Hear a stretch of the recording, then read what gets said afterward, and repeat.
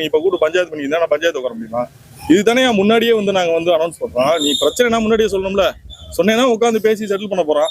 Last மினிட்ல நீ இன்னைக்கு ஈவினிங் படம் நாளைக்கு ரிலீஸ் தெரிஞ்சு இன்னைக்கு ஈவினிங் கூட்டு உட்கார அப்படி நீ அப்படின்னு கேட்கும்போது சரி அதையும் தாண்டி நான் என்ன பண்றேன், சரி இந்த பிரச்சனையை சார்ட் அவுட் பண்ணணும்னு சொல்லிட்டு நான் கருணாசன்கிட்ட பேசுறேன். கருணாசன்கிட்ட பேசும்போது கருணாசன் சொல்றாரு அந்த பணத்தை கொடுத்துட்டாரு. ரமேஷ்னு ஒருத்தர் செட்டில் பண்ணி அக்ரிமெண்ட் வாங்கிட்டார், லெட்டர் வாங்கிட்டார். அந்த ரமேஷ் வந்து அவர் இன்னொருத்தர் கொடுக்கல, அவங்களுக்கு 2 பேரும் பார்ட்னருக்குள்ள பிரச்சனை போறாங்க. அதுக்கு அந்த அந்த அந்த கோயம்புத்தூர் ஏரியாலே தேட்டர் கொடுக்கல. எவ்வளவு பெரிய ஐக்கியத்தனம் பாருங்க. நாங்க படம் ரிலீஸ் பண்றோம், ரிலீஸ் பண்ணா எங்களுக்கு 90 நாள் பொறுத்து பணம் கொடுக்குறாங்க. ஏன் நீ என்ன கடன் போடுற, காசு வாங்கி தானே போடுற, ஒரு வாரத்திலே பணம் கொடுக்க வேண்டியதானே? யார் ஏன் உங்களுக்கு 90 நாள் டைம் தேவைப்படுது தேட்டருக்கு? நாங்க வட்டிக்கு வாங்கி படம் பண்ணுவோம், நீ வாங்கி 90 நாளைக்கு ரோல் பண்ணிக்கிறாங்க. எங்களுக்கு எத்தனை பேருக்கு நீங்க ஜிஎஸ்டி கொடுக்க வேண்டியது இருக்கு, எத்தனை பேருக்கு நீங்க டிடிஎஸ் பெண்டிங் வச்சிருக்கீங்க, நீங்க கொடுத்துருக்கீங்களா எல்லாருங்க? அப்ப நீங்க எங்களுக்கு வர வேண்டிய பணத்துக்கு மட்டும் நாங்க கொடுக்கணும்னு சொல்லிட்டு 2013 கொடுக்க வேண்டிய படத்துக்கு இன்னைக்கு வந்து நீ கோயம்புத்தூர்ல தேட்டர் கொடுக்க மாட்டேன், நீ நிப்பாட்டி வைக்கிற. எவ்வளவு ஐக்கியத்தனம் அது? ஒரு படத்தை, ஒரு சின்ன படத்தை வந்து அப்ப அந்த ப்ரமோஷன் பண்ண காசை யார் கொடுக்குறது? இதுக்கு இந்த அமைப்புகள் என்ன பதில் சொல்லும்? நான் வந்து முன்னாடியே அனௌன்ஸ் பண்ணாம இன்னைக்கு திடீர்னு அனௌன்ஸ் பண்ணியிருந்தேன்னா நீ செய்யறதுல நியாயம் இருக்கு.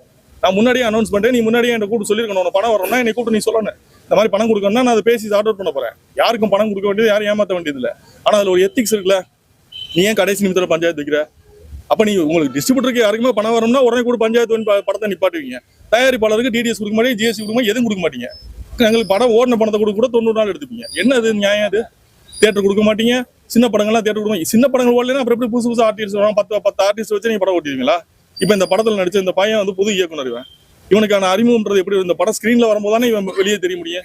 இவன் இங்க ஒரு தமிழ் கலைஞன், இவன் ஒரு சராசரி குடும்பத்துல இருந்து வந்த ஒரு இயக்குனர். இவன் எப்படி இவனை தான் அடையாளப்படுத்திக்க முடியும்? இந்த படத்துல நடிச்ச அந்த பொண்ணு வந்து ரீல்ஸ் போட்டு பிரபலமான பொண்ணு, அந்த சத்யாதேவின்ற பொண்ணு.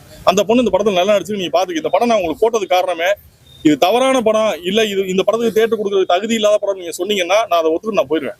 இதுக்கு ஒரு சிக்கரையும் கூட கொடுக்க முடியாத அளவுக்கு தகுதி இல்லாத படமா அந்த படம்? என்ன அடிப்படையில நீங்க வந்து நீங்க தேட்டர் பிடிக்கீங்க? இந்த வாரம் அப்படி நீங்க புக் மைஸ் ஓபன் பண்ணி பாருங்க, நீங்க பத்திரிகையாளர்களே நீங்க பாருங்க. அப்படி என்ன எல்லா படம் ஃபுல்லா போயிட்டு இருக்கு? எத்தனை எல்லா படம் போயிட்டு ஃபுல்லா போயிட்டு இருக்கு. அப்ப நீ திட்டமிட்டு நீ இந்த படத்தை போடக்கூடாது, நீ நிராகரிக்கிற. அதுக்கான காரணம் எங்களுக்கு தெரியல. என்னன்னா எங்களுடைய பெருந்தன்மையை வந்து நீங்க முட்டாப்பேல் மாதிரி நினைச்சிட்டு இருக்கீங்க. ஏன்னா ரொம்ப பொறுமையா போறாங்கன்னு நினைச்சு முட்டாப்பேல் ஆகுறீங்க. இது ரொம்ப தப்பான ஒரு காரணமா இருக்கு. நானா இதே படத்தை நாளைக்கு காலையில நான் ஓடிடியில பிரீமியர் பண்ணுவேன். ஏன்னா எனக்கு இந்த படம் போய் சேரணும், அவ்வளவுதான்.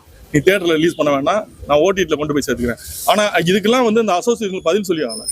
தயாரிப்பாளர் சங்கம் நீங்க முதுகெலும்பு இல்லாத சங்கங்கள் வச்சுக்கிட்டு இவனுக்கு அப்பப்போ வந்து நான் தலைவராக வரேன், நீ செயலாளர் வரேன்னு வந்துட்டு ஒரு தயாரிப்பாளருக்கு எந்த பாதுகாப்பு இல்லை. ஒரு டிஸ்ட்ரிபியூட்டர் அசோசியேஷன்ல 2013 கொடுக்க வேண்டிய காசை நீ கேட்டு வாங்குறான். அந்த அசோசியேஷன்ல அவனுக்கு அந்த கட்ஸ் இருக்கு. உட்கார அவன் தலைவர் உட்காந்து உறுப்பினருக்கு வாங்க முடியும். நீங்க என்ன அப்படி வாங்கி கொடுத்துட்டீங்க இது வரைக்கும்? தயாரிப்பாளர் சங்கத்துல எவனுக்கு நீதி கிடைச்சிருக்கு? எந்த தயாரிப்பாளர் நீங்க வாழ வச்சிருக்கீங்க?